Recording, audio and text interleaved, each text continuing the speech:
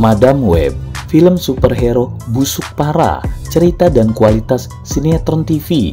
Selama beberapa dekade terakhir, genre buku komik telah mengalami ledakan budaya pop yang luar biasa, terutama di bioskop. Meskipun jejak kesuksesan telah terlihat sejak film klasik seperti Superman tahun 78 dan Batman tahun 89.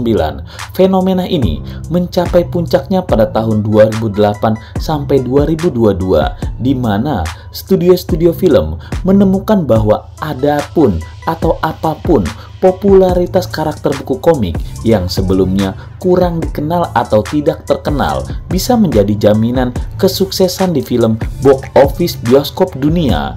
Tahun 2023 menjadi poin kritis dalam sejarah genre ini setelah serangkaian film komik mengalami kegagalan baik secara kritis maupun finansial.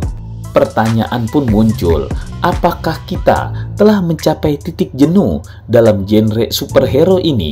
Pertanyaan ini mendapatkan sorotan karena sejumlah produksi yang kurang memuaskan membuat penonton merasa tertipu dan kehilangan uang hanya untuk menonton film bioskop yang sekualitas TV.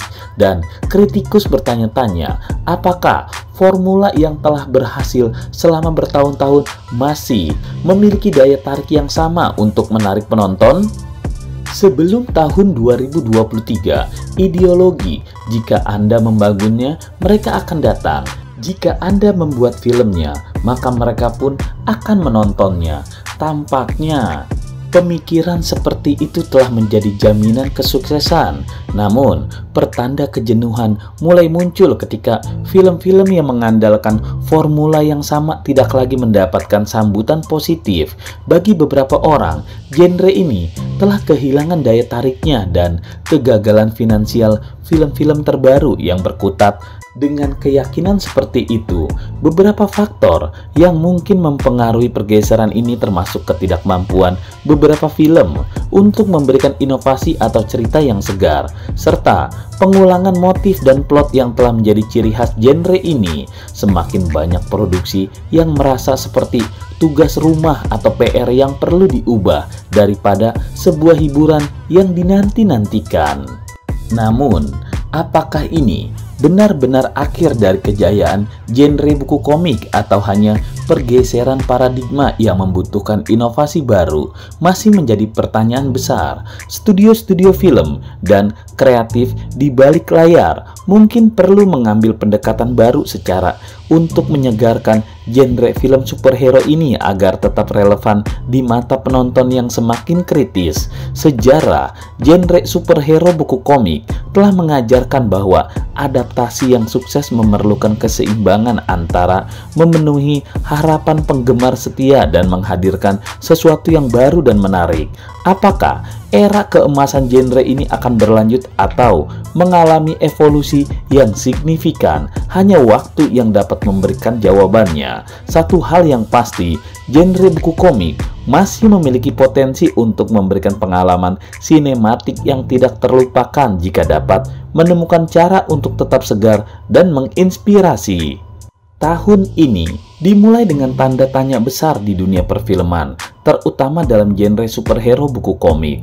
Madam Web sebagai pendatang pertama tahun ini menimbulkan pertanyaan kritis, akankah film ini memberikan perubahan yang diinginkan oleh para penonton dan industri bioskop secara keseluruhan? Sayangnya, jawabannya tampaknya adalah tidak. Madam Web menjadi sebuah catatan kekecewaan dan frustasi yang kusut, menyamai kenangan film superhero yang sebelumnya kurang berhasil seperti Catwoman, Daredevil, dan Elektra. Film ini hanya menduduki peringkat sebagai salah satu yang terburuk dalam genre superhero, tetapi juga terendah dalam versi Sony. Johnson yang seharusnya menghadapi masa lalunya setelah mengetahui bahwa ibunya sedang meneliti laba-laba di Amazon sebelum kematiannya sebagai upaya untuk melindungi 3 remaja dengan kemampuan superhero serupa. Casey harus menghadapi ancaman dari seseorang di masa lalunya. Namun, skenario film ini gagal secara dramatis. Naskah yang disusun oleh Matt Shazama, Bart Staples, Claire Parker dan S.J. Clarkson tidak mampu menciptakan cerita yang seimbang. Upaya mereka untuk merangkai kembali elemen-elemen The Terminator dalam format film komik tampaknya sangat berbelit-belit dan terlalu lamban. Kelemahan utama terletak pada naskah yang tidak menarik, membuat film ini terasa memalukan secara langsung. Madam Web terjerat dalam jaring klise dan dialog mengerikan yang dikemas dalam upaya semu untuk menonjolkan aksi. Namun, pada akhirnya hanya menghasilkan eksekusi klise yang telah kita saksikan dalam film-film superhero sebelumnya di masa lalu. Film ini tampaknya kurang mampu membawa inovasi atau keunikan yang diharapkan oleh penonton modern yang semakin cerdas dalam upayanya untuk menyajikan cerita superhero yang menggugah. Madam Web malah terjerumus dalam pola yang sudah terlalu dikenal dan kehilangan daya tariknya. Akankah film-film berikutnya mampu mengubah dinamika dan memberikan kesegaran baru bagi genre komik? Dan apakah kita akan disuguhkan oleh produksi-produksi yang terjerumus dalam pola-pola yang familiar yang sudah sering kita lihat? Hanya waktu yang akan menjawab pertanyaan tersebut. Tetapi, satu hal yang pasti, ekspektasi penonton terhadap film superhero semakin tinggi dan tantangan bagi sineas untuk memberikan pengalaman yang tidak terlupakan semakin berat.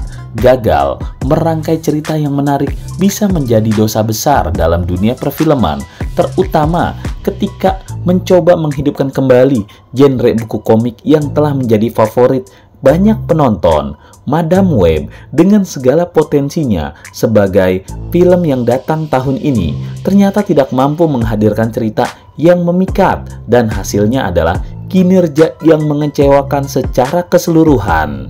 Meskipun penampilan Adam Scott mungkin memberikan hiburan yang kurang ditemui atau jarang, tapi keterlibatan karakternya tampaknya terbuang sia-sia dalam kerangka keseluruhan film ini. Gagal utama terletak pada interpretasi Tahar Rahim terhadap karakter Ezekiel Sims, penjahat utama yang diperankannya. Rahim tidak hanya gagal membawakan peran penjahat dengan baik, tetapi juga memberikan salah satu penampilan terburuk dalam film komik. Penonton kesulitan merasa terhubung dengan pilihan karakter Rahim yang seolah menjadi penjahat biasa atau penjahat minggu ini dalam versi Madam Web yang lebih sesuai untuk masa Smallville seri TV. Meskipun efek visual dalam film-film buku komik seringkali menjadi pusat kritik, dalam kasus Madam Web, CGI tampaknya hanya menyatu dengan film-film buku komik berbiaya rendah di era 90-an seperti Fantastic Four tahun 94, pekerjaan layar hijau yang mencolok, dan kurang perhatian terhadap kualitas visual membuat setiap aspek visual Madam Web terasa terpisah dan tidak terintegrasi. Puncak dari kekacauan ini datang dengan keabsenan sebuah adegan yang menjadi sorotan dalam trailer dan bahkan menjadi meme, yaitu dia berada di Amazon bersama ibuku ketika dia sedang meneliti laba-laba tepat sebelum dia meninggal. Ironisnya, kalimat ini tidak ditemukan dalam film tersebut, menambahkan kebingungan dan kekecewaan para penonton yang mungkin berharap menemukan momen tersebut. Pada akhirnya, Madam Web menyisakan kesan yang tidak menguntungkan dan mengajarkan pembelajaran yang berharga bahwa tidak semua properti buku komik layak diadaptasi ke layar lebar. Kekecewaan ini terasa lebih dalam dengan mengetahui bahwa film ini menjadi langkah goyah untuk genre buku komik di tahun ini, memberikan tantangan lebih besar bagi sineas dan studio film untuk menghadirkan karya yang sesuai dengan ekspektasi dan keinginan penonton yang semakin tinggi. Nah pemirsa, begitulah adanya film ini sekarang menjadi sebuah film yang membosankan, berjalan lambat, dan dianggap sebagai film seri TV biasa, tidak layak masuk ke dalam bioskop. Drama dan aksinya pun jauh lebih dominan dramanya, apalagi dengan pengulangan-pengulangan adegan saat deja vu, selalu mengulang adegan yang sama sampai beberapa kali. Tentu saja hal ini membuat penonton merasa rugi dengan durasi 2 jam menonton. Aslinya jika tanpa pengulangan adegan, Pastinya, waktu itu akan sangat berharga. Sampai jumpa di review film selanjutnya. Selamat menonton dan pastikan apakah yang dibahas dalam review ini benar atau tidak.